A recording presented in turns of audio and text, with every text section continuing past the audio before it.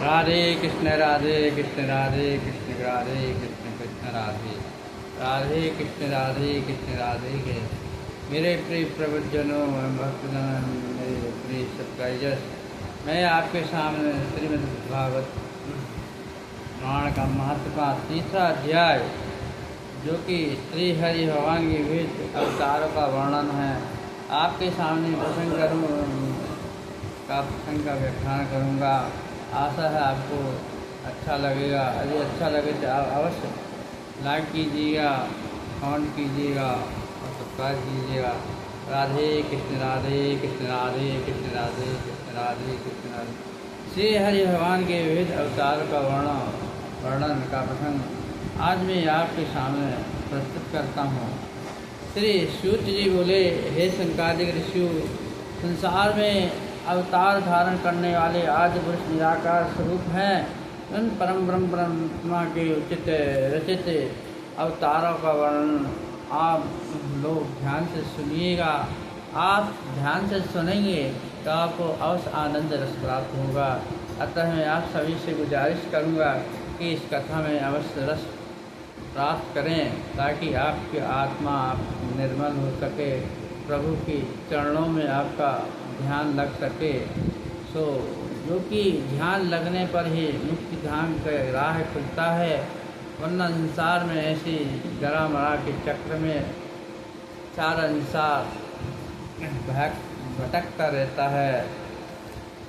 श्री हरि का प्रथम अवतार तो कुमार सर का आश्रय लेकर सनक सनंदन सनातन और सनत कुमार जी के रूप में हुआ, जिसमें उन्होंने सदा ब्रह्मचर्य का पालन किया है। आजन्म ब्रह्मचर्य रहे और सदा 5 वर्ष की ही बने रहे। दूसरा वाराह अवतार हुआ, जिसमें जल में डूबी हुई पृथ्वी का उद्धार करके उसे पाताल से निकाल लाए।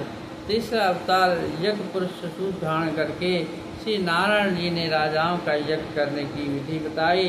और चौथा अवतार था हरबुरी का था, जिसमें पूरा शरीर तो मनुष्य का था, किंतु मोह जो था घोड़े के समान था।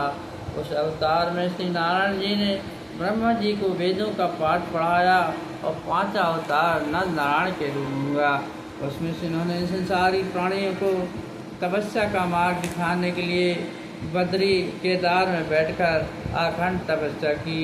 6ठे अवतार में श्री हरि ने कपिल मुनि का रूप धरकर अपनी माता को साख युग का गाने पर उपदेश दिया। 7वें में अत्र मुनि के यहाँ दात्रेय का अवतार धारण कर राजा अलग एवं भक्त प्रहलाद को वेदों की शिक्षा दी। 8वां अवतार ऋषभ के रूप में इंद्र की पुत्री चित्रा देवी के गर्भ से लिया। उसमें उन्होंने जड़ चर्चा का मार्ग बताया तथा उन्हें अवतारी के पुत्र जयजीव ने संसार में जैन धर्म की रचना की। 9वां अवतार पृथु के रूप में राजा वेणु का शरीर मंथन करने से हुआ, जिसमें उन्होंने गो रूपधारी पृथ्वी को धोकर उसने छुपी हुई अन्नादि वनस्पतियों को निकाला।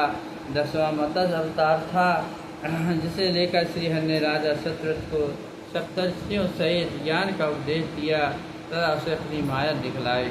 11वें अवतार में श्री हरि ने कच्छप का रूप धारण कर समुद्र मंथन के समय अपनी पीठ को मंद्राचल पर्वत को धारण किया। और 12वें अवतार में भगवान धन्वंतरी हाथ में अमृत कलश लेकर समुद्र से प्रकट हुए और आयुर्वेद शास्त्र की रचना की। 13वें अवतार में मोहिनी रूप से राक्षसों को अपनी सुंदरता से मोहित कर उनसे अमृत कलश प्राप्त कर लेने के लिए हुआ। उस अवतार में श्री हरि ने देवताओं को अमृत पिलाया। और 14 नरसिंह अवतार हुआ, जिसमें हिरण्याकश्यप को मारकर अपने भक्त प्रहलाद की रक्षा की। 5वां अवतार था 52 अवतार, जिसमें राजा बलि से 3 पृथ्वी मांगकर उनके सत्य की परीक्षा ली। 16वें अवतार में अवतार में संत कुमार जी आदि को ज्ञान का उपदेश दिया। 17वां अध्याय था नारद अवतार धारण कर पंचराज वेद की रचना की, जिसमें समस्त वैष्णव धर्म का वर्णन है। 18वां हरि अवतार देकर गजेंद्र को ग्राह के फंदे से छुड़ाया। और 19वां परशुराम अवतार हुआ। 20वां रामचंद्र अवतार लेकर समुद्र का अहंकार नष्ट करके रावण को कुटुंब सहित मारा और उन्हें मुक्त किया। 21वां अवतार वेद व्यास के रूप में लेकर सब वेदों के अलग अलग भाग बनाकर 18 पुराणों का निर्माण किया। 22वां कृष्णावतार धारण कर अथर्वणी राजाओं को पृथ्वी में मारकर पृथ्वी का भार उतारा। 23वां बुद्धावतार हुआ। यह अवतार श्री हुआ कि जब देवताओं ने अपने पुरोहित शुक्राचार्य से यह कहा कि देवतागण ही इंद्रासन के अधिकारी होते हैं, इसलिए क्या करना चाहिए। इस पर शुक्राचार्य ने उन्हें यही सलाह दी कि देवताओं का अधिपत्य यज्ञ करने के कारण अविचल है, अतः तुम लोग भी यज्ञ करो। शुक्राचार्य की सलाह मानकर स्वयं राक्षसों ने देवलोक का राज पाने की कामना से यज्ञ प्रारंभ कर दिया। उस समय सभी देवतागण डरकर विष्णु भगवान के पास गए और अनेक प्रकार से स्तुति करके हाथ जोड़कर कहने लगे, हे प्रभु, असुर लोग हमसे वैसे ही अधिक बलवान हैं, अब यज्ञ करने से तो और भी अधिक शक्तिशाली हो जाएंगे, उस स्थिति में हम उनको कैसे जीत सकेंगे। अतः आप कोई ऐसा प्रयत्न कीजिए जिससे हम लोगों का यह डर जाता रहे। देवताओं की भांति विनय प्रार्थना सुनकर नारायण जी प्रसन्न हुए और नारायण जी ने बुद्ध अवतार धारण किया और मलिन वस्त्र पहने हाथ में चवल लेके उस जगह पर गए जहाँ असुर लोग यज्ञ कर रहे थे। वृद्ध रूपधारी नारायण जी को देखते ही असुरों ने उनका बहुत आदर किया। उसके विचार से पूछा कि आपके हाथ में एक चीज़ है। भगवान बोले, ये चंवर है। मनुष्य जिस स्थान पर बैठता वहाँ पर अनेक छोटे छोटे जीव कीटाणु सब मर जाते हैं, इसलिए उस जगह को झाड़ कर बैठना चाहिए। इसलिए हम अपने हाथ में ये चंवर रखते हैं कि अगर कहीं बैठे हैं तो पहले जगह को इसको झाड़ रहे हैं। सुनकर असुरों ने उनसे दूसरा प्रश्न किया, आपके वस्त्र मैले क्यों हैं। बुद्ध भगवान ने उत्तर दिया, वस्त्र धोते समय बहुत से जीवों की हत्या हो जाती है जो कि वस्त्रों में रहते हैं, इसका हमने वस्त्र धोने का व्रत ले रखा है। बुद्ध भगवान की यह बात सुनकर वे असुर मोहित हो गए, उनका मन यज्ञ से हट गया। उन्होंने आपस में विचार किया, यज्ञ करने से तो जीवों की हत्या होती है, उसके लिए यज्ञ निष्फल हो जाएगा, है बहुत पाप लगेगा, इसलिए यज्ञ करना उचित नहीं है। यह विचार कर असुर ने यज्ञ करना बंद कर दिया। उसका फल यह हुआ कि उनका धन बन जाता रहा और देवतागण अधिक शक्तिशाली होते गए। श्री सूत जी ने कहा, हे ऋषियों, कलयुग के अंत में नारायण जी का 64वां अध्याय कल के नाम से होगा। उस समय वे धर्म की वृद्धि कर मृक्षों और धर्मियों का नाश करेंगे। उन 24 अवतार में श्री कृष्ण अवतार 16 कलाओं से प्रपूर्ण हुआ। अन्य शेष अवतारों में लीला में प्रभु अपने कुछ अंशों से ही अवतरित हुए। संसार में जितने भी जीवधारी और जड़ चेतन हैं, उन सब में उन्हीं परम ब्रह्म प्रभु का प्रकाश समझना चाहिए, क्योंकि वे सभी इसी नारायण जी के अंश से पैदा हुए हैं। इस प्रकार उनकी नारायण जी के अवतारों की कोई गिनती नहीं है। वे अपनी माया से इस संसार को रचते हैं, किंतु आप उनके वशीभूत नहीं होते। उनकी लीला नाम और चरित्रों को कौन जान सकता है। जो प्राणी उन्हीं का स्मरण करता रहता है, उनके अलावा अन्य किसी का भरोसा नहीं करता, वही उन्हें पहचान सकता है। जो मनुष्य परमात्मा को जानने के लिए सांसारिक माया मोह का परित्याग कर देता है, उसी के हृदय में परम ब्रह्म का प्रकाश होता है। वे समस्त असुर जगत में भी आज गुरु महापुरुष अपनी सत्ता में व्याप्त रहते हैं, परंतु इस तत्व को केवल तत्वज्ञानी ही पहचान पाते हैं, जान पाते और अलौकिक नेत्रों से देख पाते हैं। भगवान वेद व्यास जी ने सारे जीवों को भव सागर से पार करने के लिए उन्होंने श्रीमद्भागवत में समस्त वेदों की तत्व और भगवान के चरित्रों का संपूर्ण रहस्य भर दिया है। और जिस समय आनंद करने भगवान श्री कृष्णचंद्र जी द्वारका से अपने परम धाम को पधारे थे, उस समय धर्म का सूर छिप जाने के कारण जगत से समस्त शुभ कार्यों का लोप होने लगा था, अंतर्ध्यान होने लगा था। उस समय वेद व्यास जी ने इस श्रीमद् भागवत की रचना कर पुनः संसार में धन रूपी सूर्य का प्रकाश भर दिया। और ऋषियों, जिस समय वेद व्यास जी ने ये कथा सुखदेव जी की पढ़ाई थी, इस समय मैं भी वहीं पर उपस्थित था। गुरु जी की कृपा से ये कथा मुझे याद हो गई। अब वही कथा मैं आप लोगों को सुना रहा हूँ। राधे कृष्ण राधे राधे राधे राधे राधे कृष्णा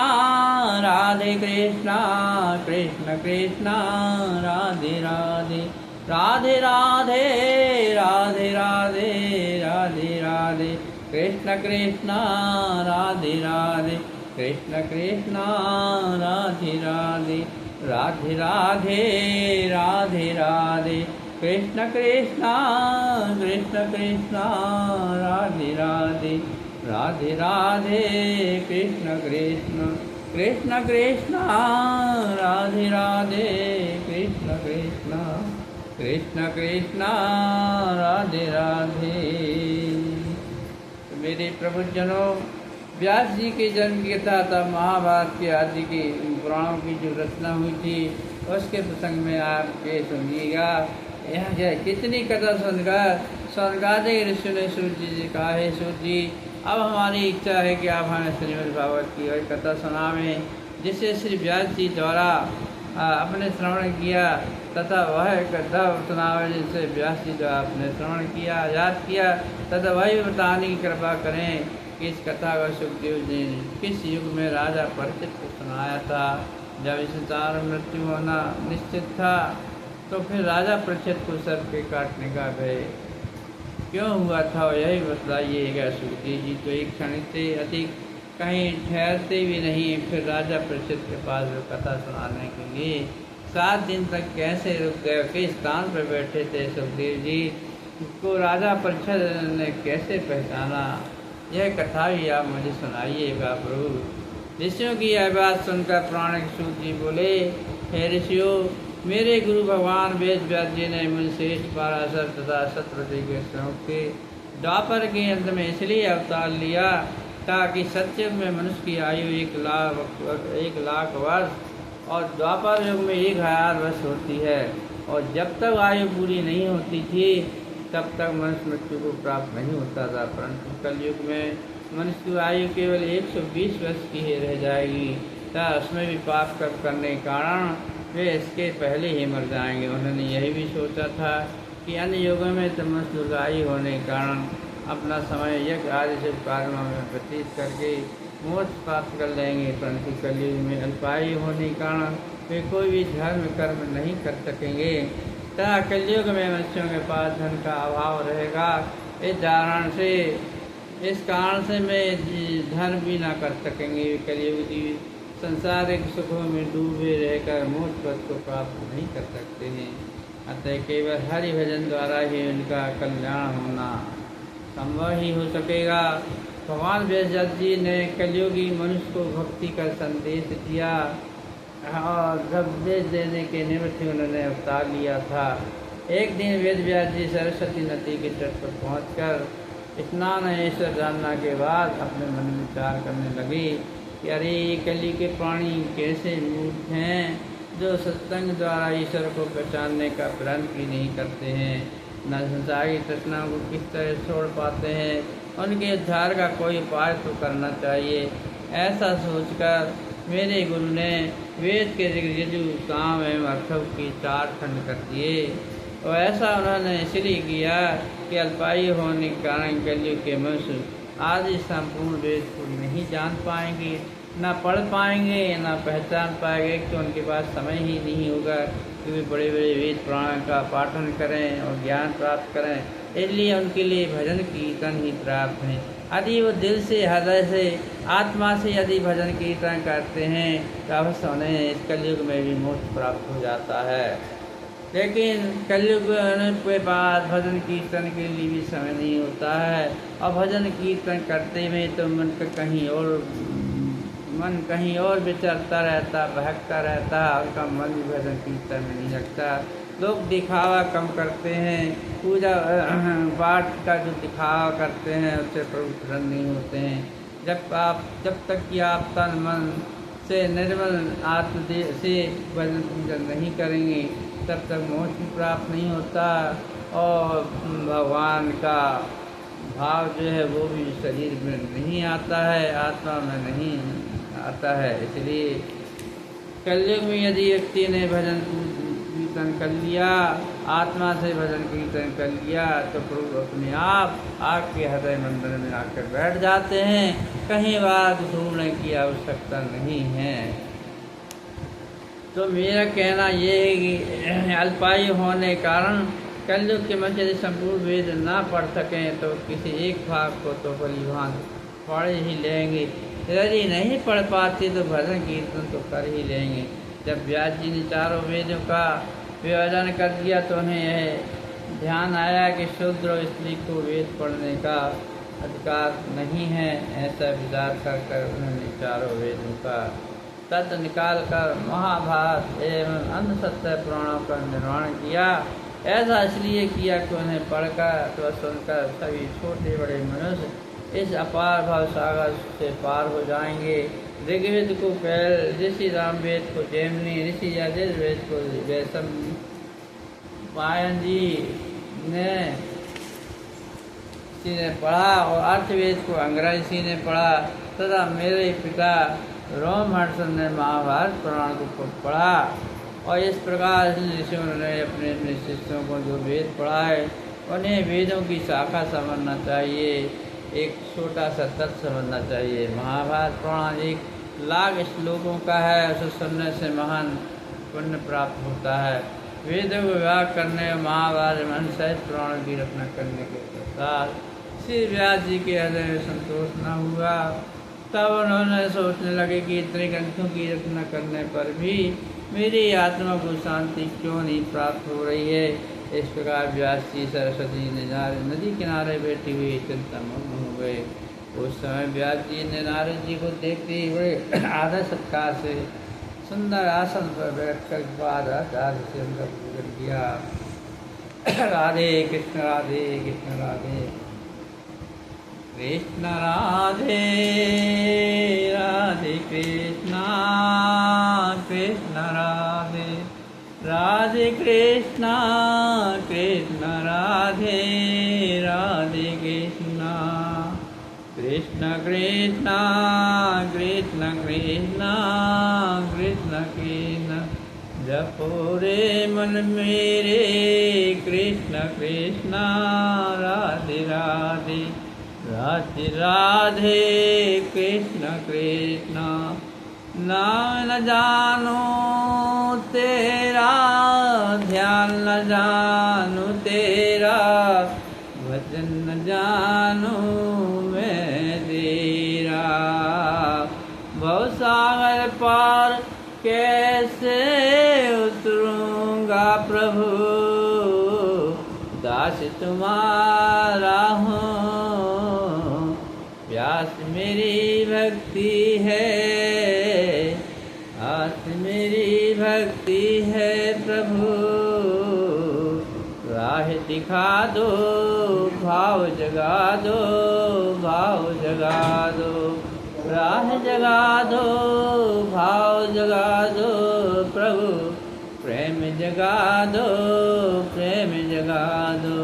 राधे राधे कृष्ण कृष्ण एक ज्योति जला दो प्रभु, एक ज्योति जला दो। राम न जानो ध्यान न जानो पूजा न जानो, तेरी भक्ति न जानो तेरी सेवा न जानो। राधे राधे कृष्ण कृष्ण के ज्योति जला दो प्रभु। मेरे मन मंदिर में ऐसी ज्योति जगा दो। भवसागर पार उतारो प्रभु, नैया मेरी टूटी टूटी है। भवसागर का जल गहरा है, डूबे नये नैया मेरी। ऐसी भक्ति ज्योति जगा दो। राधे राधे कृष्ण कृष्ण के ऐसी ज्योति जला दो। प्रेम की गंगा बहा दो। राधे राधे कृष्ण कृष्ण राधे राधे कृष्ण कृष्ण कृष्ण कृष्ण राधे राधे राधे राधे कृष्ण कृष्ण